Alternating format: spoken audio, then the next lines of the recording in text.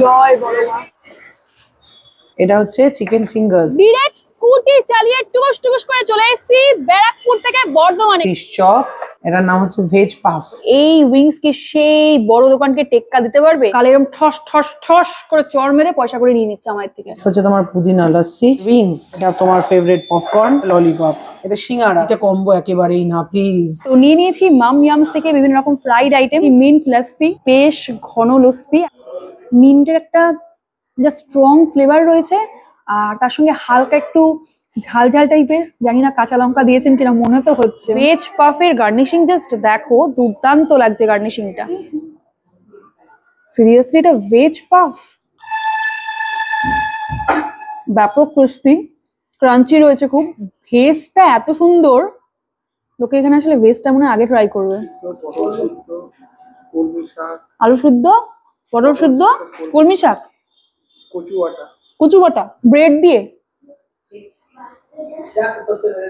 কারণ রান্না বান্না একটু একটু করতাম তো, বেশ ক্রাঞ্চি। ফিশ চপ, স্টাফিংসটা প্রচুর দেওয়া রয়েছে, বেশ ক্রিস্পি।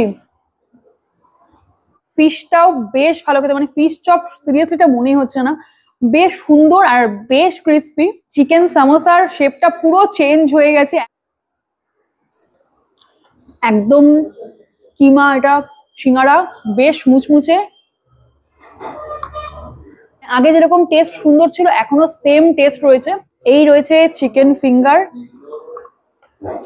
বেশ কিন্তু ক্রিস্পি ক্রাঞ্চি রয়েছে। ঠিক এইরকম কিন্তু চিকেন রয়েছে, একদম সেই রকম তার থেকেও ভালো করেছে।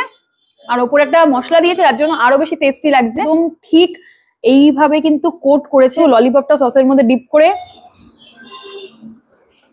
প্রতিটা চিকেন কিন্তু একদম ফ্রেশ চিকেন। যদি চাও যে না মশলা ছাড়া খাবে, তারা অবশ্যই বলে দিও, কাস্টমাইজ করে নিতে পারো। একটু মেয়োতে ডিপ করে উইংসটা ট্রাই করা যাক, সিরিয়াসলি সেই বড় দোকানকে টেক্কা দিতে পারে কিনা। যথেষ্ট ক্রাঞ্চি, আর যেহেতু ওপরে পেরি পেরি মশলা দিয়েছে তার জন্য টেস্টটা সম্পূর্ণ আলাদা হয়ে গেছে। তোমরা চাইলে পেরি পেরি মশলা নাও নিতে পারো, যার ভালো লাগে না, বাট আমার তো বেশ ভালো লাগে। প্রতিটা আইটেম কিন্তু ফ্রেশ রয়েছে। ঠিক এইরকম তোমরা পেয়ে যাচ্ছ পপকর্ন, এটাও কিন্তু বেশ ক্রিস্পি রয়েছে, আর এইরকম পুরো ঠাসা চিকেন রয়েছে। আগের বার থেকে আরো বেশি ভালো লাগছে, এবার আরো টেস্ট চেঞ্জ হয়ে গেছে। যদি পুজোর সময় সুন্দর সুন্দর খাবার দাবার এনজয় করতে চাও, বা যদি নিজেদের স্পেশাল দিনগুলোকে আরো স্পেশাল করতে চাও, বা যদি মনে হয় যে বর্ধমানে ভালো একটা ক্যাফে খুঁজছো, অবশ্যই মাম ইয়ামস এই ক্যাফেতে আসতে পারো।